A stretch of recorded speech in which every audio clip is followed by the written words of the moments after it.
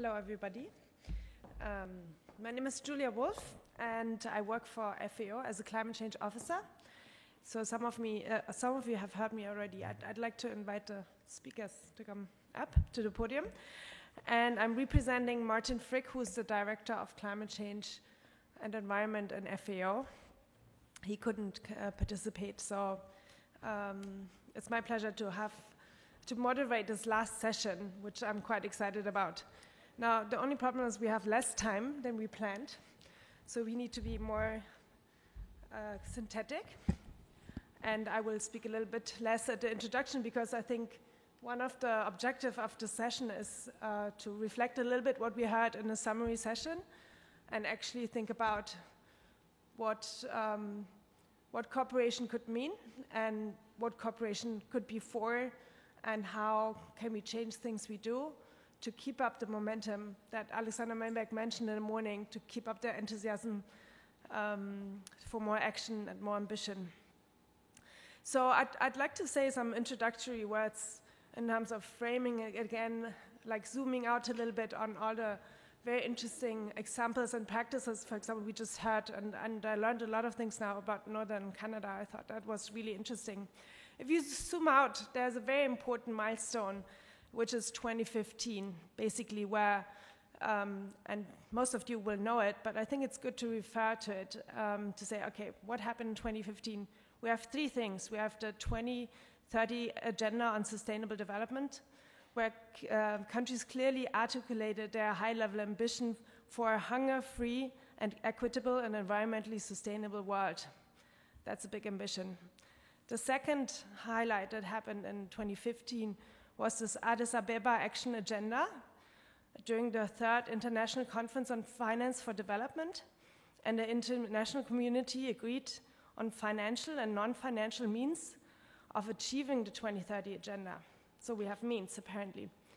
And then in December 2015, the Paris Agreement, which was a historic breakthrough in terms of being the first convention or first agreement where the entire world, both developing and developed countries, came together and said, yes, we're sitting in the same boat. We have different responsibilities, but we're facing the same problems and we want to find solutions. That's a really strong statement. So it's great. We never had a better moment in some way to actually define action and the way forward. So how does it relate? You may think, why is she talking about it and how does it relate it? I think why I mention it is just to say, yes, there's momentum for change. We have the frameworks in place. Now it's very much looking at the national and subnational, at all the different levels to actually identify the key cooperation partners, the key stakeholders we want to work with, we can work with to make a difference. So it's basically playing for a more holistic approach that is needed. What happened last week in New York City was the Climate Week, where Antonio Guterres, the Secretary General of the UN, remarked in a leaders' dialogue on climate change, confessing that there are not enough pledges yet in terms of keeping up the global goal we all agreed to, which would be below 2 degrees, if not 1.5 degrees, to keep the risks of climate change and the impacts in a measure that is still livable. He mentioned that there's a 2020 review process where parties have to see what has actually happened, so that's 3 years to go, which is not a lot of time. And he also pleaded for leadership in terms of making this happen, leadership in terms of finding the right partners to move forward. When it comes now to the agriculture sector, I think what we heard a lot is how we actually deal with the more risk that we have we, the farmers, the producers along the value chains, we have to face. And it's quite a challenge because there's a lot of elements that do change the equation from the business as usual as we've been following for so many years. So I think it's really important, and this conference talks a lot about actually identifying the vulnerable groups. So that means we need to be aware of who are the key actors, who is the target, if you want, so are the beneficiaries of our action. So it shouldn't be just sitting at the national level in terms of frameworks. It's really, and that's really an encouraging message I'm taking home, is how to think about action in a vertical sense of involving the key actors on the ground, the farmers, the vulnerable communities, the indigenous communities, the women-headed households, you name it. It's also important to realize that there need to be economic incentives for change. And that's why the value chain is so important to look at. What are the different roles and responsibilities? And what are the different roles of the subsectors? Right? So often we refer to agriculture, but I think it's really important, and that's an important message we need to share with environment people as well. It's not just agriculture, it's fishery, forestry, it's aquaculture in many sense. It's about genetic resources. That often comes short because there's maybe not enough alliances yet in the countries to bring together the people and invite them in the respective consultations where decisions are made. So I'm kind of implicitly pointing to this point of, we all agree there need to be a paradigm shift, but we are still struggling in identifying what are actually the key barriers at all the different levels to make it happen. So for this session, to make my wording a little shorter, we thought to invite key stakeholders that do share experiences and lessons learned of some of their practices they've been working in their respective organizations in a different set of countries. But to conclude my word, and then I will introduce them, I wanted to flag three things still. So I think what's exciting to see under the Paris Agreement that last year at COP22, a Marrakesh Partnership for Global and Climate Action was launched. And the reason why I mention it is it's actually the recognition of the climate community to say, well, it can't be just the state actors, the parties themselves. It needs to be a multi-cultural, multi-stakeholder approach.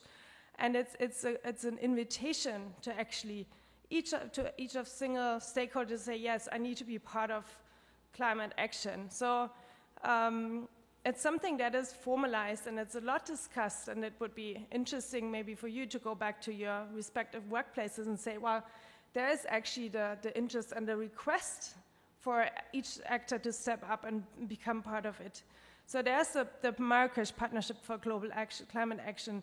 The UNFC is organizing those reportings. There's also facilitative dialogue which is decided under the Paris Agreement, and it starts next year to actually discuss what are the individual countries doing and how we can increase ambition and action. FAO, and that's the last thing I'm saying, based on all these considerations, we started like a new initiative, which is part of the launched initiative on national determined contribution, the NDC partnership.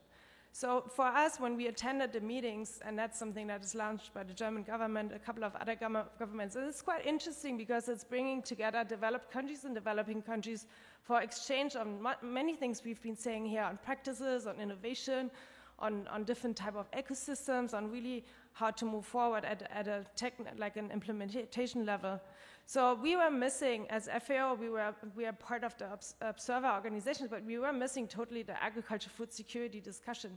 So we set up a working group last year in May, where we inaugurated a group that actually does exchange on this kind of as a peer-to-peer network on many of these aspects that do relate to the question on how we move from design to implementation and action.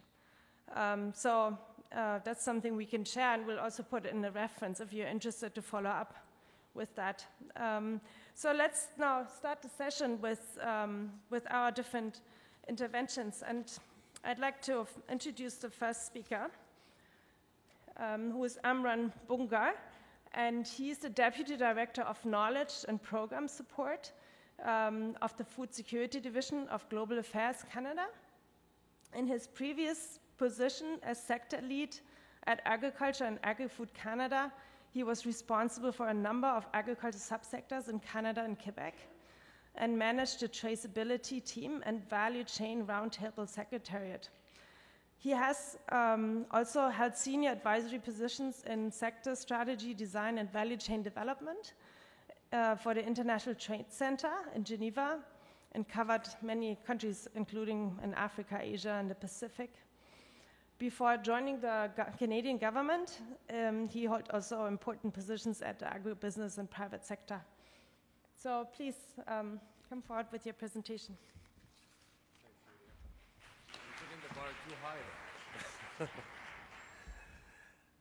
Je souhaiterais commencer par dire Azul. J'ai entendu les salutations tout à l'heure de nos rapporteurs et il manquait la salutation berbère, alors j'y tiens. Bonjour à tous, je suis Amran Boungard d'Affaires mondiales Canada. Je remercie énormément les présentateurs précédents, mais aussi les organisateurs d'avoir pensé à ramener, donner la chance à la nouvelle politique canadienne de développement international d'être entendue et d'expliquer un peu comment se situent les changements climatiques dans le cadre de cette politique, mais aussi de voir quelles sont les collaborations sur lesquelles on peut tous bâtir. Quelqu'un a dit que la pauvreté était la plus grande et la plus insupportable des injustices. Je crois que la réalité est encore plus juste aujourd'hui, d'autant plus quand on voit une accumulation de richesses et on a un problème de distribution. On a aussi une pauvreté qui est misogyne. Elle touche les femmes d'une façon beaucoup plus forte que les autres domaines, que les autres populations. Et c'est la raison pour laquelle la nouvelle politique canadienne s'appelle la politique féministe d'aide internationale du Canada. Je tiens tout de suite à préciser que c'est une politique féministe et pas féminine. Féministe, c'est une façon d'être plus inclusif. Alors, une chose que la communauté internationale n'a pas réussi à régler, ou peut-être un des objectifs de développement durable où on a quelques écarts qui demeurent persistants, c'est l'écart entre l'état de développement des hommes par rapport à celui des femmes. Les femmes, tous les indicateurs concernant les femmes sont en deçà de la moyenne et de celle des hommes. La politique féministe d'aide internationale du Canada, en essayant de résoudre cette question, et résoudre peut-être c'est un peu présomptueux, en essayant de mettre cette question au cœur des efforts de développement, elle a fait de l'égalité des genres et renforcement du pouvoir des femmes et des filles le champ d'action principal et central de notre politique. Autrement dit, il ne peut y avoir une initiative dans le plan d'aide internationale du Canada sans qu'on se pose la question où sont les femmes et avec quelles femmes on va travailler. Encore une fois, je tiens à dire qu'il ne s'agit pas ici d'exclure qui que ce soit, il s'agit d'être plus inclusif parce que l'objectif de la politique est de s'attaquer aux plus pauvres et aux plus vulnérables.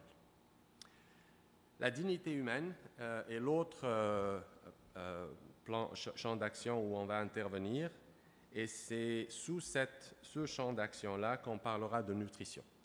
Le champ d'action parle d'accès à une nourriture saine et diversifiée. Et vous savez comme moi que on peut avoir quelques pilules ici et là dans les pharmacies, mais l'essentiel vient de nos potagers et de nos champs agricoles. La croissance au service de tous, c'est la troisième priorité. Et l'idée, c'est d'accroître l'accès et le contrôle des femmes à toutes les opportunités tout au long de la chaîne de valeur agricole et agroalimentaire, incluant les faiseurs de politique, programmes et les services liés au secteur agricole. Donc, nous voyons là un potentiel d'insertion. L'environnement et action climatique, vous avez probablement déjà remarqué du titre qu'on ne parle plus seulement d'environnement comme une aire transversale dans laquelle on planifie, c'est l'action pour le climat qui est une action à part maintenant. On reconnaît que les systèmes alimentaires vont faire face au cours des prochaines années à de graves enjeux d'adaptation et de mitigation et nous voulons absolument que ces systèmes alimentaires-là, et notamment au niveau de la production, pour les petits producteurs et productrices, soit le mieux préparé pour faire face à ces enjeux-là. La gouvernance inclusive a trait à tout ce qui est, comment je dirais ça, la relation des populations avec le droit, l'égalité des chances à tous les niveaux de la société, donc les droits démocratiques, les droits à la santé, les droits à l'éducation. Donc cette primauté du droit sur certaines pratiques qui peuvent être ancestrales, qui auraient pu avoir une certaine justification peut-être dans un passé lointain, mais qui n'ont plus raison d'être aujourd'hui. Et enfin, il y a la paix et la sécurité, et vous avez vu comme moi ces derniers temps que la paix et la sécurité deviennent de plus en plus importantes. Et si je me fie au dernier rapport de Sophie, un des problèmes qui causent l'insécurité alimentaire et les problèmes de faim ces jours-ci, 50%, si ce n'est plus, ont trait à de l'instabilité politique et à la violence. La politique nous invite aussi à être très innovants. Innovant, ce n'est pas juste avec un BlackBerry ou un téléphone intelligent. Innovant dans la façon dont nous envisageons les programmes de développement. Innovant dans l'approche systémique qu'on veut apporter. Il ne faut pas regarder une population comme la seule population bénéficiaire. À travers un projet, nous voulons avoir un segment qui puisse nous pousser un peu plus loin et viser le changement de système, un changement culturel, un changement structurel, un changement au niveau des communautés et enfin un changement au niveau de l'unité familiale elle-même. Les capacités locales, peut-être que c'est la chose sur laquelle on a aussi péché dans le passé. On a cette tendance, devant les difficultés qu'il y a sur le terrain, à le faire nous-mêmes et à s'arranger par moult subterfuges, à livrer les initiatives de développement parce que le contexte local est difficile. On reconnaît qu'il y a des difficultés, mais nous avons absolument besoin d'avoir des partenaires locaux capables, crédibles et formés pour livrer l'agenda de développement. L'efficacité de l'aide. Beaucoup ici ont fait part de certaines, et je pense que M. Lacasse en est un, certains écueils avec les procédures pour atteindre ou pour soumettre des projets et les avoir approuvés et commencer à temps et les livrer correctement. Ça, c'est au centre d'un examen actuellement aussi. Et enfin, reconnaissant la place du Canada au niveau de la communauté internationale, nous sommes une puissance moyenne, mais nous avons une grande capacité de persuasion. Donc, nous allons capitaliser sur notre capacité à influencer nos partenaires. Et je pense qu'on a grosso modo une bonne réputation. Et si on fait un bon travail, on est capable d'attirer nos partenaires vers des centres d'intérêt qui nous tiennent à cœur. L'égalité des genres, comme je disais, est le principal point d'entrée de la politique. Autrement dit, dorénavant, il n'y a absolument rien qui se passe si vous ne présentez pas une cible qui est liée aux femmes. Une cible qui est liée aux femmes, je le répète encore une fois, n'exclut pas les autres groupes. Mais nous voulons faire des femmes les agents de changement, les maîtres de leur propre destinée, et nous voulons leur donner la voix qu'ils méritent. Nous voulons développer le leadership au sein des groupes de femmes et des entrepreneurs, tous les groupes sociaux que vous pouvez imaginer, et leur donner le levier pour qu'ils influencent les politiques, les programmes et les services qui leur sont destinés. Je ne vais pas rentrer ici dans les statistiques. Comme je disais, la pauvreté est misogyne. Il y a certains indicateurs qui sont extrêmement alarmants. Je vais passer à la prochaine, qui est l'environnement et l'action pour le climat. Nous voyons le rôle de la femme, encore une fois, dans ce domaine comme étant proéminent. Le leadership et la prise de décision des femmes dans l'atténuation des changements climatiques. Les femmes sont celles qui sont le plus touchées par les changements climatiques. Quand il y a moins d'eau, c'est la femme qui va aller plus loin chercher de l'eau. Quand la qualité de la terre est dégradée, c'est toujours la femme qui va hériter des terres les plus marginales. Ce qui fait que ce statut d'être toujours derrière en termes d'indicateurs de développement se retrouve toujours présent à la fin d'une initiative de développement quelconque. Nous voulons inverser ça. Nous voulons faire en sorte que les femmes des pays les moins avancés, comme il est entendu de dire, qui déclarent que l'agriculture représente 79% de ces femmes dans les LDC, déclarent l'agriculture comme leur principale source de revenus, eh bien qu'elles soient dans le driver's seat, comme on dit. Que ce soit elles, que la politique se fasse en discussion avec elles, que leurs aspirations soient entendues, que leur culture à laquelle elles s'intéressent soit entendue, que leurs priorités en termes de nutrition de leur famille soient entendues, que la préservation de leur environnement soit prise en considération. Ça, c'est le rôle qu'on entrevoit pour les femmes. Le renforcement de la résilience des femmes fermières, femmes entrepreneurs tout au long de la chaîne de valeur agroalimentaire devient un centre d'intérêt parce que nous savons que les systèmes fermiers à petite échelle, les petits fermiers, auront à transitionner dans les prochaines années. Cette transition a déjà commencé. Il va falloir qu'on ne peut pas continuer éternellement à diviser les petites fermes en plus petites fermes. Il y a une réalité qui va nous rattraper à un moment donné. Donc, il faut trouver les moyens de donner des opportunités aux femmes tout au long de la chaîne de valeur à ce niveau-là et développer une résilience qui leur permette de s'engager en affaires et essayer d'autres activités sans avoir à avoir peur de ce que le lendemain aura l'air. C'est des choses importantes à prendre en considération. La gouvernance politique, dans les programmes sur le climat, il y a tout un ensemble de transitions, que ce soit en programme, que ce soit en projet, que ce soit en politique, que ce soit en innovation, en technologie, qui va avoir lieu dans les prochaines années. Certaines sont très favorables, certaines sont des enjeux. On parle de robotique, on parle de data mining. Et les femmes doivent avoir leur bout de cette équation-là. Il faut trouver un moyen d'insérer les femmes dans cette équation qui est la transition vers une économie plus verte et plus résiliente face au climat. Je vais passer rapidement sur la croissance au service de tous. Comme je disais, la résilience au niveau de la ferme, c'est une chose, la résilience tout au long de la chaîne, c'est autre chose.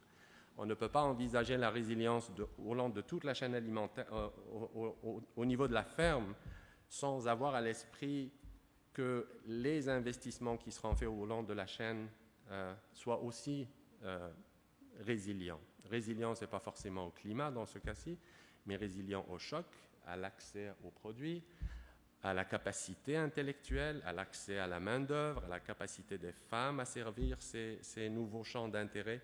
Tout ça, c'est des aspects qu'on inclut dans notre stratégie de résilience. C'est la stratégie de la résilience du système. Bien entendu, les points d'entrée restent les petits fermiers et fermières agricoles dans les pays les moins avancés.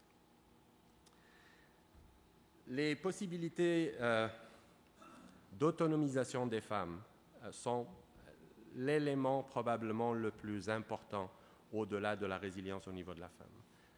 Nous voulons identifier, et ça se fait à travers des données très probantes et fiables, les opportunités où on peut rapidement accélérer l'intégration des femmes en tant que leaders et agents de changement dans les politiques agricoles des pays.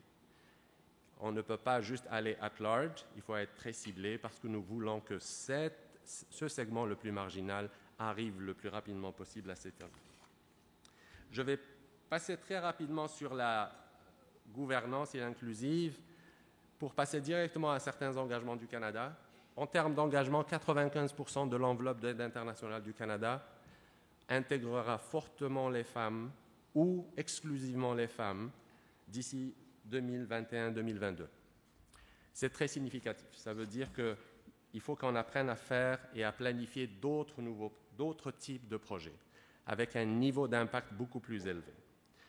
On a réservé 150 millions de dollars pour 5 ans pour appuyer les organisations locales qui font de la promotion des droits, regardant à la capacité locale. C'est très important d'avoir ça. Le 150 millions peut être multiplié si on arrive, à travers notre rôle de convener, à aller convaincre d'autres. 100 millions pour les organisations canadiennes de la société civile qui ont des projets porteurs au niveau de l'agriculture et des systèmes alimentaires, mais aussi au niveau d'autres secteurs. Ces cibles-là ne sont pas sectorielles, mais c'est des cibles plurisectorielles. Donc, il appartient à nous, à la communauté, de trouver les bonnes opportunités pour le secteur agricole là-dedans.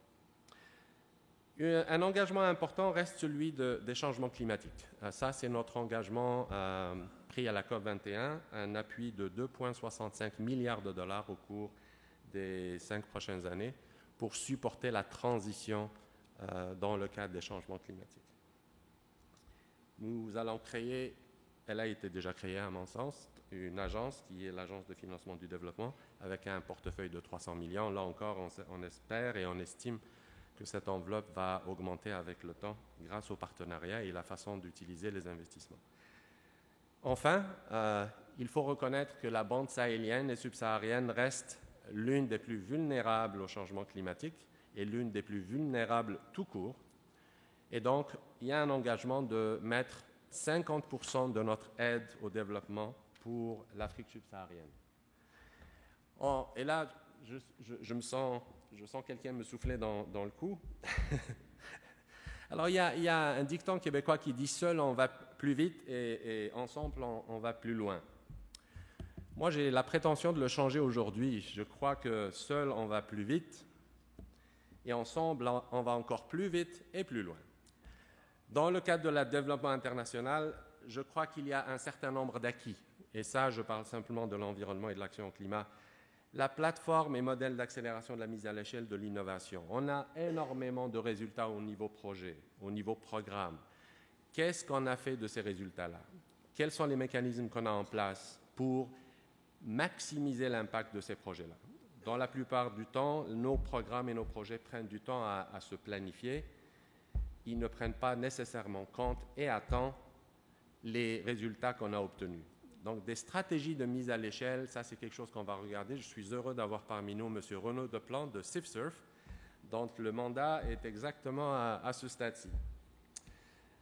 Les modèles inclusifs de gouvernance. On a parlé de cette misère qui s'attache à certaines personnes et à certaines régions en particulier. Je crois qu'il est temps, et en passant, c'est un questionnement social dans les pays du Nord aussi. À quoi ressemblent nos modèles de développement et nos modèles de croissance? Je crois qu'il y a un questionnement qu'on doit traduire un peu dans nos politiques vis-à-vis. Si on a fait des erreurs qui nous ont emmenés là, on n'est pas obligé de faire les erreurs là où on essaye d'aider. Je pense qu'il y a des leçons apprises à ce niveau-là. Donc, il y a toutes les dimensions de la gestion des ressources aussi. Nous avons des ressources pour les prochaines générations. Et ça fait partie de notre agenda environnemental et on ne va pas s'y déroger. Par contre, il y a des opportunités à aller chercher. Et cet entrepreneuriat féminin qui, normalement, devrait supporter ces efforts, devrait être en mesure de le faire. Nous avons des arbres, des gommes arabiques, des acacias dans la zone sahélienne qui nourrissent beaucoup de sociétés à l'extérieur, avec une petite marge qui revient aux producteurs ou aux cueilleurs, je devrais dire, quels sont les moyens de transférer une partie de cette richesse et cette demande et cette capacité dans les zones affectées et réinvestir. Quels sont les moyens de trouver des solutions qui vont aligner le revenu économique, la protection de l'environnement et le maintien de ces populations en place. Les modèles de production et de transformation intelligents. Nous avons des opportunités dans les prochaines années. Il y a énormément d'innovation qui se fait dans des laboratoires. Et vous allez sur YouTube, vous allez voir des révolutions qui se préparent pour le secteur agricole. Il y a là des opportunités exceptionnelles. Et ces opportunités qui ont un impact sur les pays en voie de développement, et notamment ceux affectés par les changements climatiques, trouvent particulièrement écho dans la prochaine génération. Malheureusement, il faut parler de risques aussi, et les systèmes d'alerte et de prévention des risques et de recovery après le risque, donc les systèmes de rétablissement, ont aussi leur place. Et je crois que collectivement, pour gérer ces grands enjeux de migration, d'accès aux ressources, il y a moyen de faire mieux en termes de mettre en commun les données et les indicateurs qui nous permettent de prendre des décisions avant d'arriver au camp de réfugiés et à la distribution d'aliments. Voilà, je vais m'arrêter là. Je vous remercie encore pour votre écoute et puis on aura l'occasion de parler. Merci.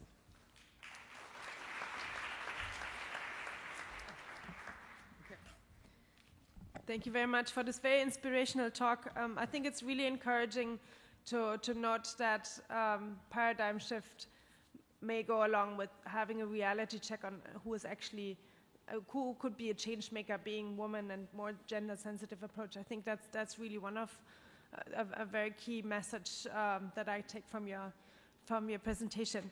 Let me introduce you to the next speaker, Catherine Holyfield. She's the lead agriculture economist for the World Bank in the Global Practice Group. She joined the World Bank in 1997 and has worked in Africa, Asia. She's an economist with a degree from the University of Alberta and focuses on agriculture and natural resources. She started her career with the Canadian government, and we are looking forward to what you have to bring to us. Thank you.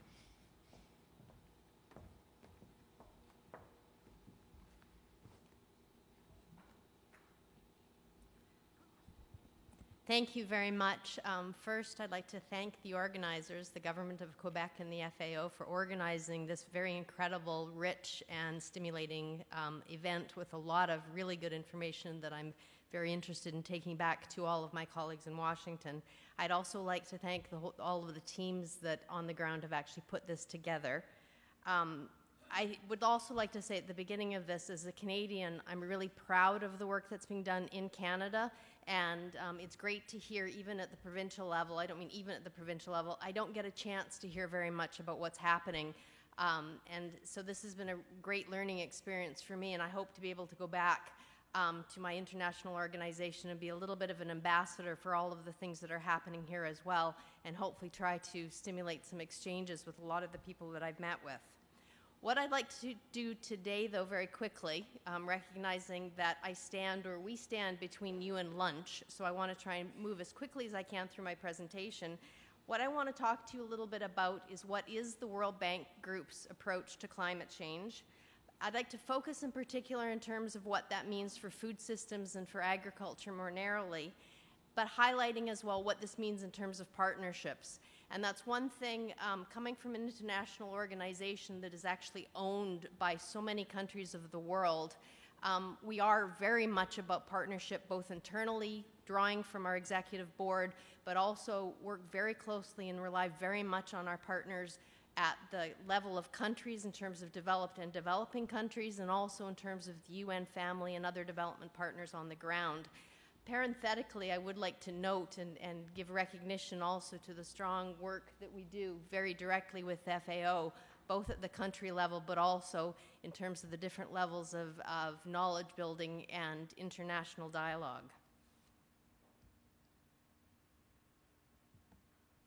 Let me start off by just giving you a sense of where we are focusing in a general sense within the agriculture global practice.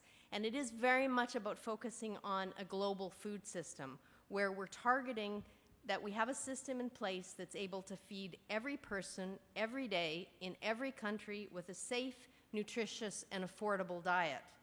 It's also about recognizing the importance that agriculture has in job creation in the rural space, and not just job creation, but supporting rural livelihoods more broadly. So it's about jobs and income gains in the food system to meet the broader poverty reduction targets. There's two aspects of this, though, that I'd like to highlight. This should very much be done in the context of improved sustainability. Here we're talking about reduced GHG emissions, improved land and water management, protecting local communities and biodiversity, among other things. On the other side of things, it's also very much about recognizing the critical importance that agriculture and food systems play in terms of health outcomes. It's about keeping our focus on the need to end hunger and reduce childhood stunting, to reduce food-related NDCs, and as we've heard earlier this week as well, it's about talking about malnutrition in terms of obesity as well. So let me narrow my focus now down to the point in terms of what the bank is doing on the climate change side of things. About 18 months ago, the bank released its Climate Change Action Plan. One of the main objections of the action plan is to really identify concrete measures how we as an institution can meet our own target, which is to increase the climate-related share of the World Bank Group portfolio to 28%. When I drill this down in terms of agriculture, this means that we were looking to have all of our new commitments be 100% climate smart and climate informed. But it also means that we are striving to ensure that we provide 40% co-benefits, both adaptation and mitigation, in all of our new projects. But just looking at what we do internally with the resources that have been entrusted to us is definitely not enough. When you look at the financing needs for low-carbon growth embedded in the investment plans to implement the country national plans over the next 15 years, we understand that this exceeds, and I'll get the number wrong, I'm sure, $1,000 billion over 15 years. In comparison, World Bank Group programming, our resources, which includes loans, grants, equity investments, and guarantees, totals only about $60 billion per year. So we recognize that this is a very small direct contribution. What the plan actually does on the broader scale is focus on 4 very important objectives. And what I'd like to do is walk you through very quickly what this means in terms of the agriculture sector. The first objective that we have is to support transformative policies and institutions. Let's get the context right in the countries in which we operate and more broadly. This means we are looking to help support countries to translate climate commitments into their own action. As a lot of you may know, the bank as a development agency very much grounds its programming in countries' own development systems. So one of the core things that we are trying to do is ensure that we're bringing climate into the growth and poverty analytics, part of our approach for what we call systematic country diagnostics, the kind of support that we're providing to our client countries to better understand the drivers of poverty and the drivers of growth. This then also feeds into what we do in terms of determining our own business plan in each of the countries in which we operate, which we call the World Bank Group partnership strategies or frameworks. So this is a very large part of how we're trying to mainstream climate impact consciousness right up front in development programming so that it permeates through the decision making that's done at the government level in client countries, but then also helps guide our choices as an institution in terms of what we support in our client countries. The next point that I'd like to highlight is this point that's been raised earlier, that the international COP commitments are all very good and very important, but the next critical step that I think Sophie also had highlighted is the need to move from commitment to action and also to impact. So one of the major initiatives that we are working on now in partnership with many other development partners is actually looking to help countries develop climate-smart agriculture profiles and investment plans. What is a current climate-smart agriculture profile?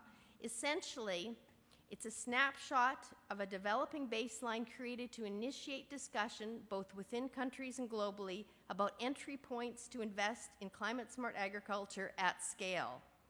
These climate-smart profiles provide clarity on CSA terminology, components, relevant issues, and how to contextualize climate-smart agriculture in different country contexts. You'll see there's a picture of the cover of one of the profiles on this in front of you, and I have a couple of them other here. What they really do is the extent to which current agriculture practices are climate smart. They identify opportunities to improve, essentially focusing not only on the low-hanging fruit, but the bigger challenges that need to be implemented to help countries implement their NDC commitments. They also look at areas in terms of potentials for financing, existing or new, and they look at the policy context, which is critical in terms of supporting action in countries. Again, highlighting the partnership here in this aspect, you'll see from the slide the range of emblems there at the bottom. This is not something that the World Bank Group does in isolation. It's very much in coordination with specific members of the CGIAR, and also with other organizations. It's drawing together the knowledge that is out there, the expertise, and actually ensuring that it can be transmitted in an informed and beneficial way to countries that are now facing a big challenge on implementation. Very quickly, here's the list of countries, or here's a map that shows our commitment to actually deliver 40 of these climate smart profiles. We've done 14 of them right now, together with partners. We have 7 that are currently in progress, but we still have a lot to do just to reach 40. And 40, as you know, is a small subset of countries in the world that could actually benefit from this kind of analysis. I'd also like to recognize that we do have strong bilateral support. USAID is helping to fund the next generation of profiles in Africa. The next thing I'd like to talk about on the policy side is talking about the whole area of agricultural subsidies. The OECD estimates that every year 50 countries provide about $585 billion in agriculture producer subsidies through mechanisms such as regulated prices, subsidy payments, and land use restrictions. Subsidies in many countries target increases in cereal production, including which inhibits the production of diverse diets. Agriculture subsidies have grown rapidly in developing countries over the last 10 years and now rival those in industrialized countries. But there are more effective ways to direct this $585 billion per year. Ways that can actually better support both nutritional outcomes, but also can support the implementation of better climate-smart practices. So what do we need to do? We need to move the bias towards staple grains, and enable the shift towards more diverse diets that includes fruits, vegetables, legumes, dairy, meats, and meat products. This requires smart policies in all countries. It's interesting to note that in the US, fruits and vegetables are supposed to constitute about 40% of diets, yet these products only receive 15% of total public spending on food. So it's no surprising that this is another one of the incentives that's in the system that actually works against nutritious diets for people.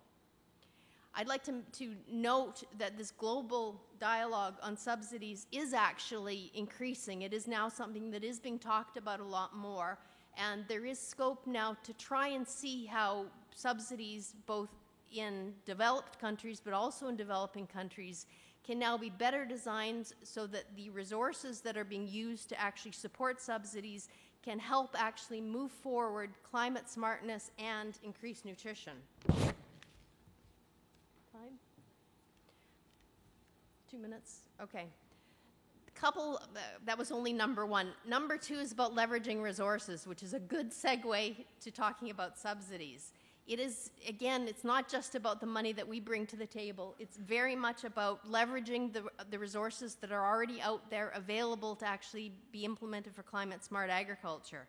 The chart on the left shows what the International Finance Corporation, which is an arm of the World Bank Group, what it can do when it uses its own funding to leverage funding from other sources.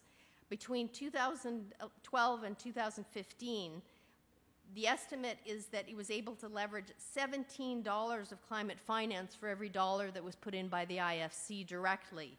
This includes a little bit of donor funds, public funds, but the majority of resources that are being leveraged are from the private sector.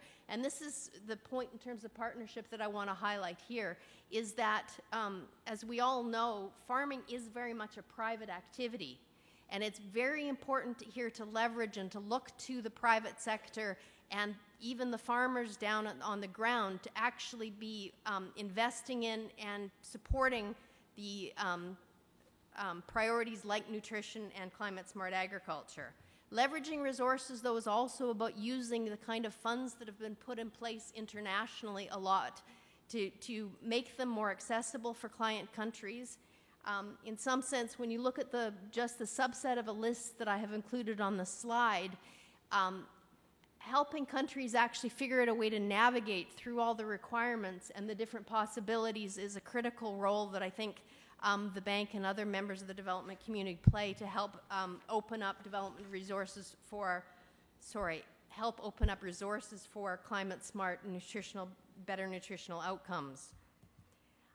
I think also it's about financing and private sector financing on the ground as well. I'm showing a slide very quickly here about one of the constraints that is evident for smallholders in accessing financing, which is the transaction costs of actually getting them able to apply for and receive very small loans. We're doing a very interesting pilot project that's funded by the government of Korea in Myanmar, where we're trying to work to use cell phones and information provided by farmers, put in place an automatic piece of software that can be used by banks or other forms of financial institutions so that it can significantly reduce the transaction costs of providing loans to farmers and can provide a very secure and quick way to transmit money, both in terms of providing the loan to the farmer, but also then giving a mechanism that the farmer doesn't have to travel into a bank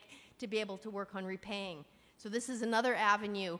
The availability of private finance that can go at a micro level directly to the farmer is another critical source of financing that may be able to be leveraged to better support climate finance.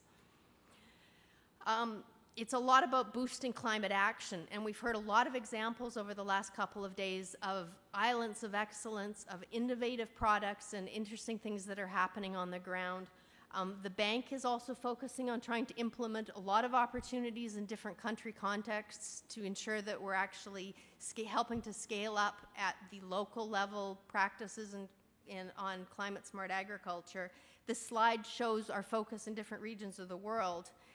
But we also have some projects that I can share with you. And again, the kind of project activities that we're working on, the critical thing here is the partnership with the governments that we're working with the other development partners, and at the end of the day as well, the farmers that are actually receiving the funds, plus the other actors up the value chain. Am I moving too fast? Finally, it's about partnership. Again, coming back to that topic, it's very much about continuing to focus and deepen our partnership across levels, participation in the global negotiations on climate change, and helping to facilitate the participation of client countries, developing countries, so they can come together in an informed way to actively participate and ensure that their voices are heard. It's about ensuring that other parts of the development landscape, including civil society, ensuring that there's voice for women at the table, other vulnerable groups are there as well. These are critical things that have to be done. Finally, knowledge development and dissemination. And with this, I'd just like to amplify some of the points that we've heard earlier. There's a huge amount of knowledge that is out there and available, but it is not necessarily available in a way that's actually digestible or usable or concrete enough to be applied on the ground. So one of the critical things that we are working on is actually bringing both academia and the researchers and scientists a lot closer to the producers. It's a big push working with the CGIAR system to try and have a dialogue that goes back and forth between those that use the research and need the research so that they can help steer where the research is done and to help the research that's coming out be translated and made available at the right moment so producers can actually make it operational. That's it. Sorry that I had to go so fast. There's copies of the Climate Action Plan. There was a couple outside. It's available online. And I'm also have copies of the Climate Smart profiles, and they're also available online. And I'm happy to elaborate to anybody over lunch that would like to take the time to do that. Thank you. Thank you very much, Catherine. I think your contribution was extremely important in terms of trying to better understand what happens on the climate finance side and who are actually some of the key actors, and that there are actually examples where additional finance are leveraged by new partners working together, because that's kind of the other difficulty we are facing. No? The international community agreed that by 2020, 100 billion will be made available in some way, out of which a lot of the funds should be coming from the private sector. So they're really a key part in the equation. It's just that in many cases it's not very clear what the business models are like that. So I guess World Bank in that sense makes an incredible amount of leapfrogging in terms of identifying what are some of the more sustainable business opportunities. Let's for the sake of time, we have 2 more speakers, so thank you for your patience. But we want to hear as well from Richard Lacasse. He's the president of the International Agriculture Alliance, and he joined the Société de Coopération pour le Développement International in 1989 and has been an international program director for Latin America. And since 2013, he has been chosen as an executive director of the Société de Coopération pour le Développement International. He's an expert in cooperation and development programs, and he's been working a lot on local community issues in Latin America and Africa, in particular on cooperatives and associative businesses. So I guess we learn more about that. So please, can I ask you to speak? Thank you. Thank you, Julia. Bonjour, good morning, buenos días. Merci aux organisateurs. Félicitations pour le programme du colloque. On va aller rapidement, hein? Le temps est un peu coincé. Les organisateurs nous avaient proposé 3 questions pour ce panel. Les 3 questions, je les rappelle, sont marquées dans le programme, mais l'incidence des changements climatiques sur nos activités, le comment nous adaptons nos interventions à cette nouvelle réalité et situer les grandes opportunités qui s'offrent à vous.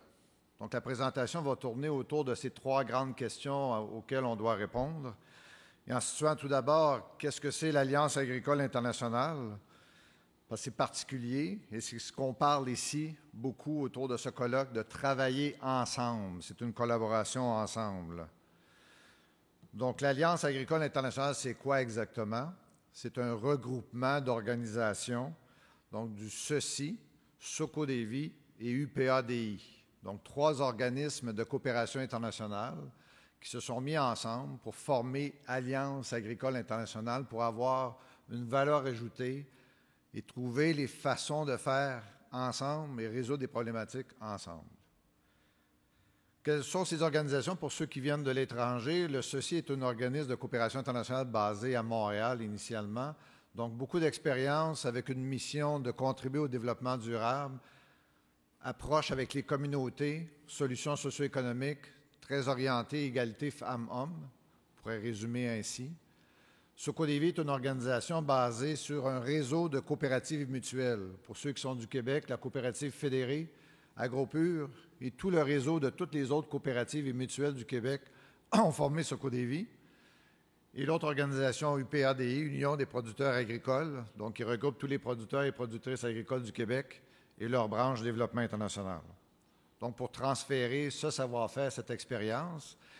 Mais ce qui est particulier peut-être de l'Alliance, c'est de dire qu'elle a, ensemble, c'est plus de 100 années d'expérience en programmes, projets de coopération internationale et basée sur une expérience et expertise du Québec et de d'autres pays où on a pu mettre en place des systèmes alimentaires, des systèmes agricoles qui ont contribué à résoudre des problématiques socio-économiques du secteur agricole ici au Québec et ailleurs. Donc, c'est un transfert d'expérience, mais échanger ces expériences un peu partout dans le monde. Mais toujours une conjugaison de ces expériences, et on va travailler toujours au niveau de, je dirais, de 3 paliers. Et c'est important, les paliers. Et on va le voir tout à l'heure en termes de complémentarité. Il faut travailler au niveau des individus et des ménages ruraux. C'est pour eux qu'on travaille. L'objectif, c'est avec ces individus et ces ménages ruraux, on doit solutionner leurs problématiques. Donc, un premier niveau d'intervention à cet endroit. Un niveau un peu plus, quand on dit le micro, le méso et le macro. Donc, le méso au point de vue des organisations. Un producteur seul n'ira nulle part. s'il n'est pas regroupé en association, en groupement de producteurs, productrices ou en coopératives qui sont des business en même temps que des regroupements d'entités de personnes. Et aussi travailler au niveau macro. Et c'est là la différence peut-être est de plus en plus qu'on doit travailler ensemble parce que juste faire un projet pour un projet, ça n'ira nulle part s'il n'y a pas une stratégie soit de scaling up, de mise à l'échelle, c'est une drôle de traduction, mais bon, scaling up, et de travailler aussi à la réplicabilité par les institutions et autorités du milieu. Les institutions peuvent être gouvernementales, oui, mais aussi les regroupements de producteurs eux-mêmes. Donc, on doit travailler également société civile et également au niveau de l'État. Et c'est ce qu'on fait de travailler ensemble.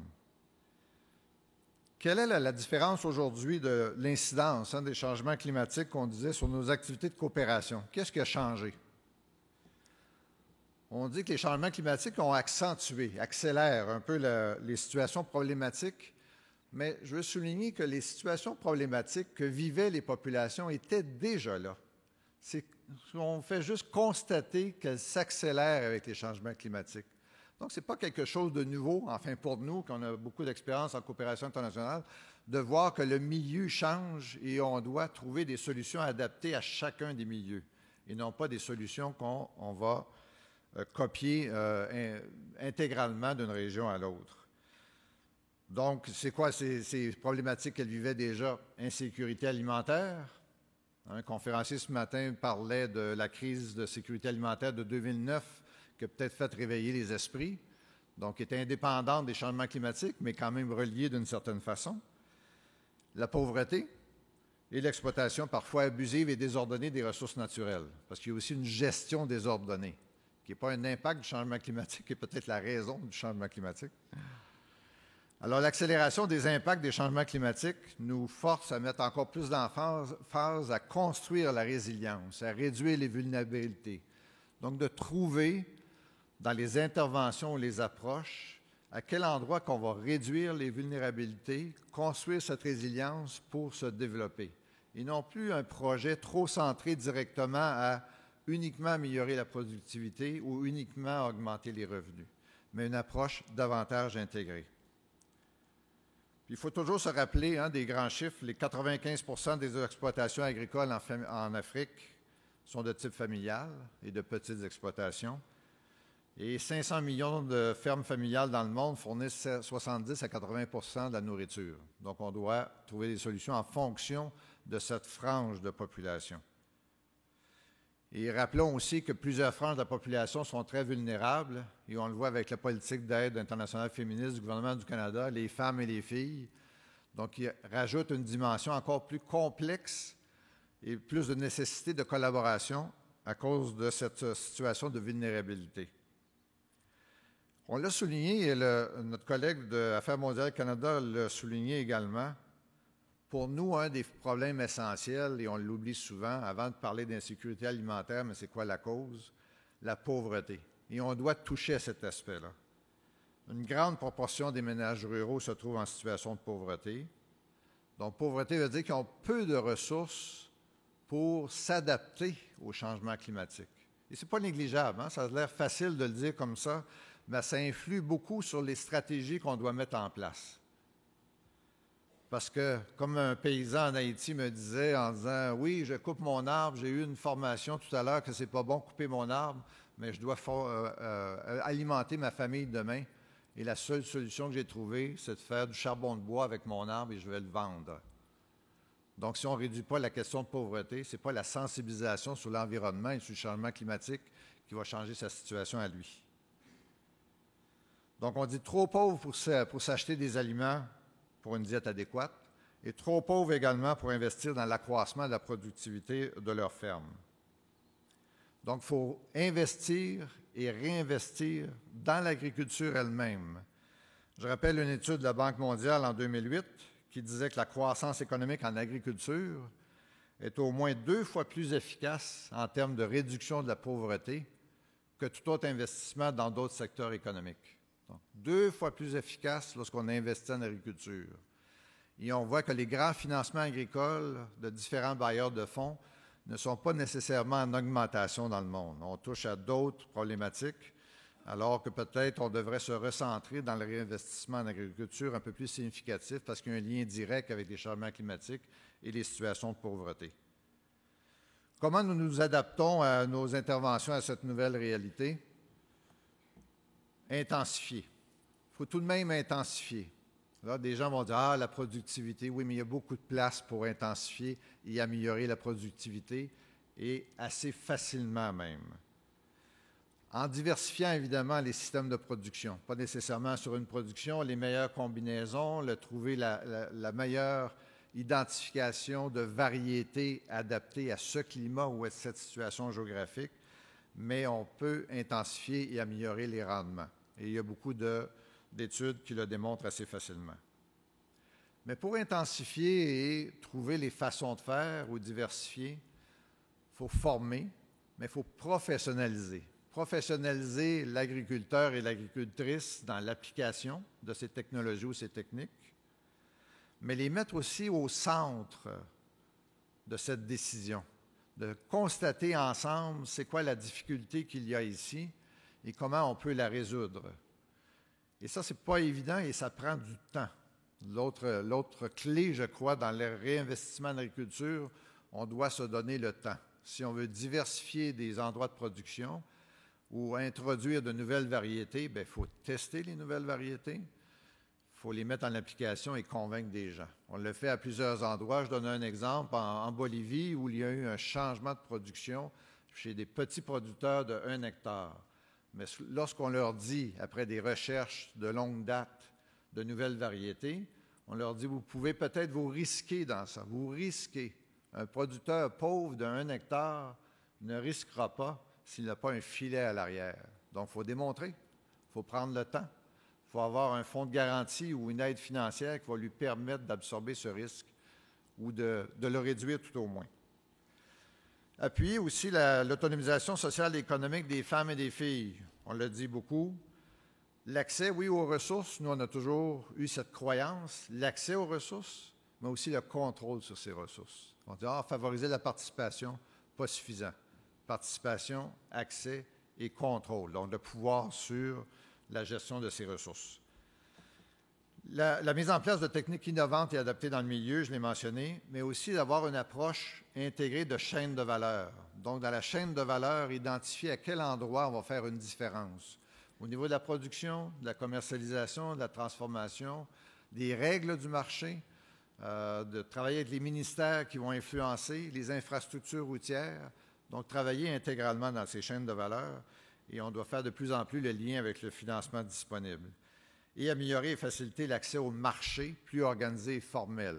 Le petit producteur doit être connecté au marché et le rendre plus facile, cet accès au marché. Et donc, appuyer et professionnaliser, évidemment, les organisations. On passe rapidement, parce que je vois à ma droite une ombre. Donc, situer les grandes opportunités maintenant qui s'offrent à nous. Et c'est bizarre, le collègue d'Affaires mondiales Canada donnait le dicton, et j'ai le même. Seul, on va plus vite, et ensemble, on va plus vite et plus loin. Il y a vraiment une communauté d'esprit assez étonnante. Mais ici, comme sur le terrain, il doit y avoir plus de collaboration entre les parties prenantes. Je retiens des conclusions de ce matin. On parlait de déverrouillage. On parlait d'intégration des savoirs scientifiques et savoirs locaux. Mais on doit faire ça ensemble. Donc, on doit miser davantage sur les organisations locales. On doit favoriser les échanges sud-sud, sud-nord, nord-sud. Je pourrais présenter beaucoup d'exemples, mais on n'a pas le temps ce matin. Parce qu'il y a des modèles d'excellence, mais partout.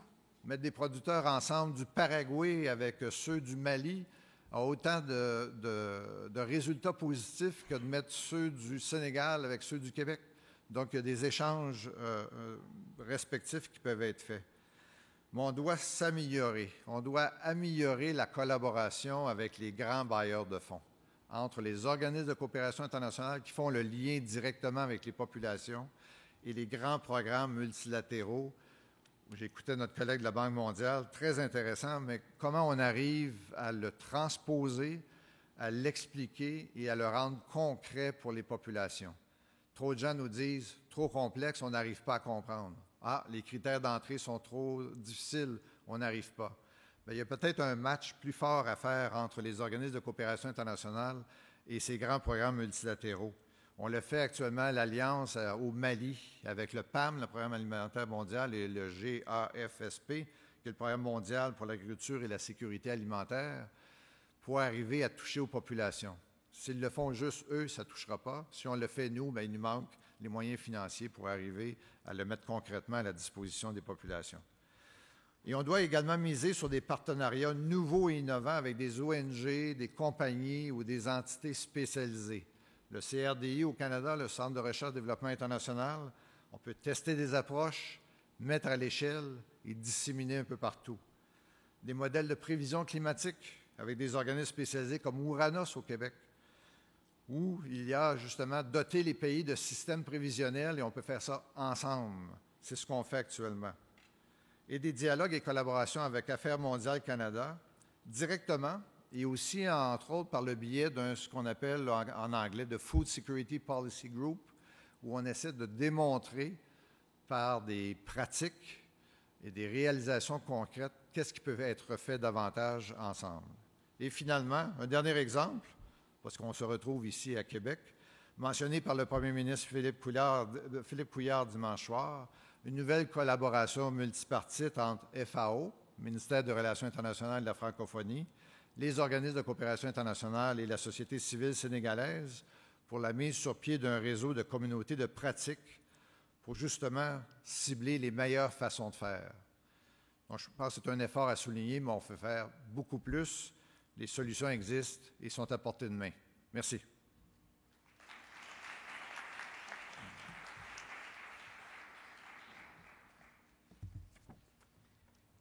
Thank you so much, and I'm sorry to put so much pressure on you with all these wonderful presentations. It has been a presentation of hope. I've been hearing so many things that throughout the last 3 days. You kind of brought everything together in an existing model, so it's really building on a lot of the things that are already out there and thinking actually how to scale it and how to maybe combine some of the things that are locally working more with national or the international frameworks. I think that's a very important point where there may be efficiency gains to do. So yeah, let's just go further to the last speaker. The last not least speaker is Gerardo Almaguer, and he's a Senior Director, Agriculture, Finance and Food Security Division of the Développement International Desjardins. He has been a Senior Director since December 2016. He has been part of the steering committee, and he's involved in the strategic and operational planning of its organization. He coordinates a program that does address technical issues regarding agriculture finance and food security. And he's been working a lot as well on local financial institutions and saving and credit mechanisms. So we're looking forward to hear from your examples. Thank you.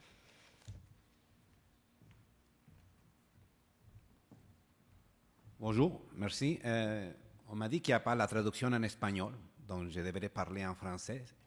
Je vous souhaite une bonne chance pour la compréhension. Tout d'abord, merci aux organisateurs pour l'invitation à partager nos expériences, nos interventions et nos adaptations face au changement climatique. Tout d'abord, il faut dire que nous, en tant qu'agence de coopération, on travaille depuis plus de 45 ans dans le secteur de financement inclusif. Ça veut dire qu'on travaille avec les institutions financières qui opèrent dans les régions plus éloignées pour augmenter et améliorer l'offre de services financiers. Autrement dit, on travaille beaucoup dans l'inclusion financière. Donc, notre expertise, nos partenariats traditionnels sont tous des institutions financières. On parle de coopératives, on parle de crédit, on parle d'institutions de microfinance. On est donc des financières. Ça veut dire. Mais la première question qu'on devait se poser, c'est comment les institutions financières doivent s'adapter au changement climatique et comment nous, d'aider, on pourrait les accompagner. Nous, qui partageons toujours l'expertise du mouvement des jardins ici au Québec, comment on pouvait accompagner les institutions financières.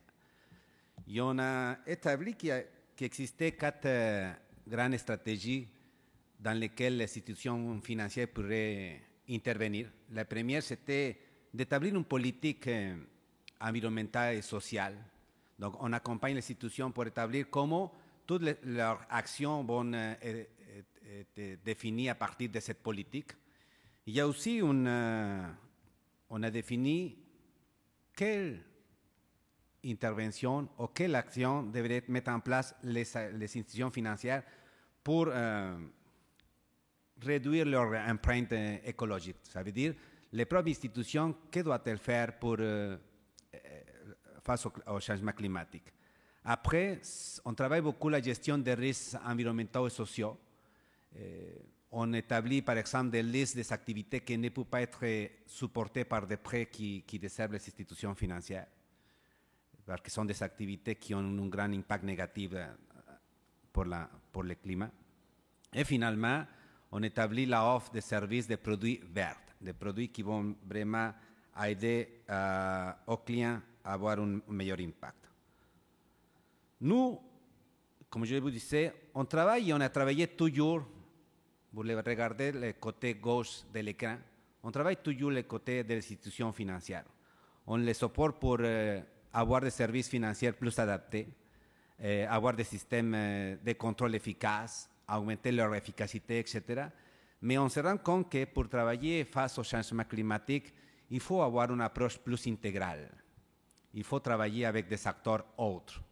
Il faut accompagner ou travailler le côté gauche de l'écran, ça veut dire à s'assurer que l'agriculteur, agricultrice vont avoir les services de conseil technique, l'accès au marché, on a parlé tantôt, la commercialisation, la protection du patrimoine à partir de la gestion des risques, etc. Donc, si on veut vraiment avoir un impact, il faut travailler les deux côtés de l'équation.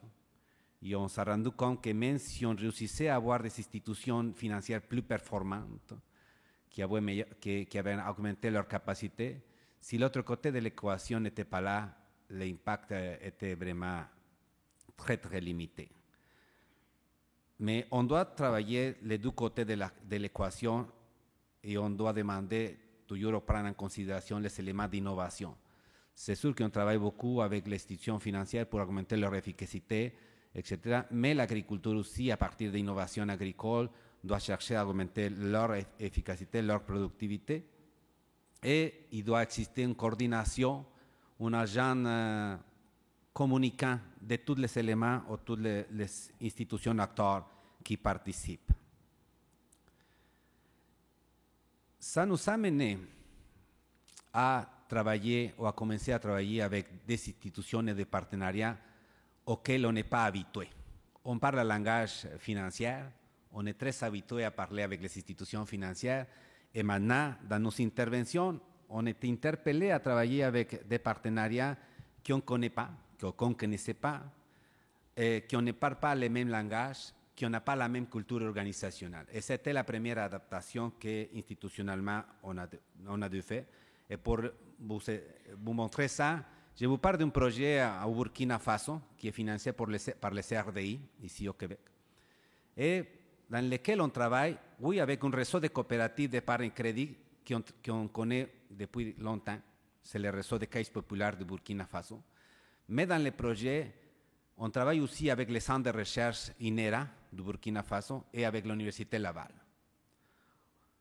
On n'avait jamais travaillé avec un centre de recherche agricole. On n'avait travaillé jamais avec l'Université Laval. Ce sont des approches scientifiques et on avait amené l'approche financière. Au début du projet, on ne se comprenait pas. On avait beaucoup de difficultés. Moi, je me souviens au début du projet, on faisait des réunions urgentes chez nous pour discuter que autant l'INERA que l'Université Laval ne comprenaient pas, que leurs propositions ne faisaient pas de sens, etc., etc. Après, j'ai appris que l'INERA et l'Université Laval faisaient les mêmes réunions et disaient les mêmes choses que de nous. Et c'est vrai. C'est vrai, on travaille beaucoup parce que les préoccupations ne sont pas les mêmes. Les expertises ne sont pas les mêmes, mais sont nécessaires, tous. Donc, il a fallu beaucoup d'efforts au début. Ça a été facile, je peux vous confirmer que non. En fait, ça a été très difficile. Ça a été possible, je peux vous confirmer que oui. Finalement, on a réussi à s'entendre. C'est sûr qu'il y a toujours des discussions, mais on a réussi pas mal, je dirais, à avoir des résultats intéressants. et à tirer des leçons. Il y a des leçons autant pour les chercheurs, les côtés chercheurs, mais aussi des leçons pour les institutions financières, pour nous-mêmes. Donc, une des leçons qu'on a parlé beaucoup avec les chercheurs, c'est qu'il faut parler le langage financier. Il faut se questionner combien ça coûte, combien c'est le rapport, quels sont les risques financiers, parce qu'une institution financière va prendre la décision d'octroyer ou pas un crédit en fonction de cette condition. Donc, il faut toujours prendre en considération ces éléments. Il y a des leçons autres que je ne passerai à travers tout ça. Mais des leçons aussi pour les institutions financières. Oui. On disait qu'il faut prendre conscience du fait que les sous-financements constituent un facteur de risque important. Et, très intéressant, professionnaliser la fonction de crédit agricole et intégrer aux équipes de spécialistes de l'agriculture. Il fallait intégrer dans l'institution financière, pas seulement des financières, mais des financières qui parlent le langage des agriculteurs, qui puissent devenir une espèce de traducteur entre qu'est-ce que l'institution financière cherche et qu'est-ce que l'agriculteur, l'agricultrice cherche. Donc, notre projet au Paraguay, financé par la Banque interaméricaine de développement, et dans lequel on travaille avec Fondation Paraguaya, que c'est une institution de microfinance, mais on travaille aussi avec Econolaire, qui sont une firme québécoise spécialisée en l'efficience énergétique. Encore là, nous amenons toujours l'expertise pour développer un produit financier vert. Mais il y avait la composante d'efficience énergétique. Nous, on ne connaît rien par rapport à l'efficience énergétique et on était interpellés à travailler ensemble, Econolaire et nous, et le début aussi a été pas mal difficile, je vous dirais. Il y avait 4 composantes dans le projet: améliorer la performance de l'institution financière, intégrer la gestion des risques associés au changement climatique, développer le produit financier vert et la gestion des connaissances de communication. Il y a des leçons apprises. Les indicateurs de succès n'étaient pas les mêmes pour tous. On avait une perspective technique, ou Econolaire avait une perspective technique qui était plus basée pour mesurer l'émission de CO2, versus une perspective financière qu'on a menée. On était plus préoccupé pour la rentabilité du produit, la pérennité du produit, etc. Donc, on n'avait pas les mêmes indicateurs de succès et ça nous a mené des problèmes au début. Il a fallu rapidement apprendre à partir de l'expertise de chacun et trouver comment celle-ci était complémentaire. Tous les acteurs ont dû faire preuve d'une ouverture et de modestie. Après avoir clarifié le but final et s'être mis d'accord quant aux objectifs visés, l'enjeu était de décider comment y arriver. En bref, ce genre de partenariat demande beaucoup de flexibilité. De conclusion, la coopération internationale doit s'adapter. On part d'une approche multidisciplinaire. Différents axes, différentes expertises, ressources financières limitées. Personne ne pourra affronter les enjeux liés au changement climatique par lui-même. Il y a des enjeux de communication et d'interprétation. On doit établir les indicateurs de succès communs. Ça, c'est une condition sine qua non si on veut ensemble aller plus vite et plus loin. Les institutions financières sont un instrument de pérennisation des interventions. Quand on parle, même dans la politique d'aide internationale du Canada, on parle beaucoup de cofinancement, de blended finance, de la participation d'investisseurs, d'acteurs locaux. Les institutions financières sont des investisseurs, sont des institutions qui sont du milieu local. Donc, c'est un instrument très, très intéressant pour la pérennisation d'interventions. Et finalement, on dit que si on manque notre coup, la coopération internationale ne sera pas la seule à y perdre. Merci beaucoup. Bon après-midi.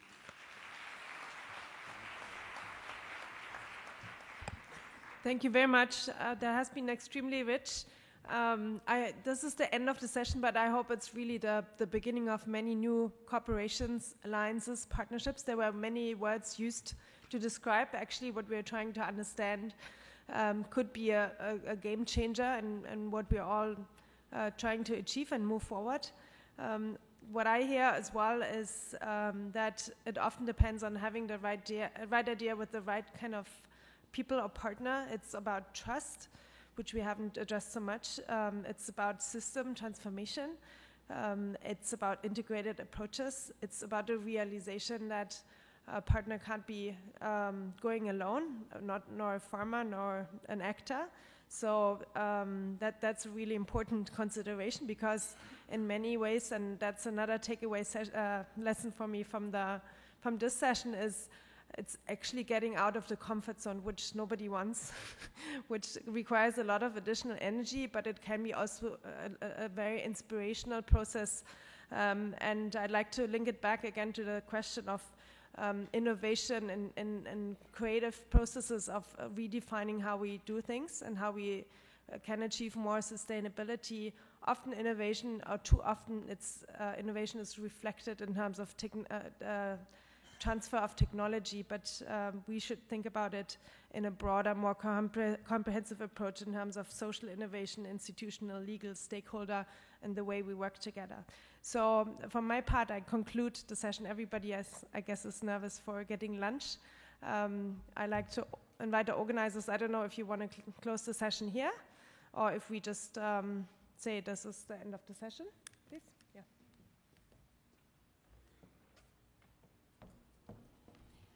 Thank you very much for this very interesting panel. And maintenant, je vous invite tous, après une si grande attention pour ces nombreuses sessions du matin, à vous diriger vers la salle à manger pour un dernier repas qui clôt les activités du colloque. Donc, merci beaucoup. Bon appétit.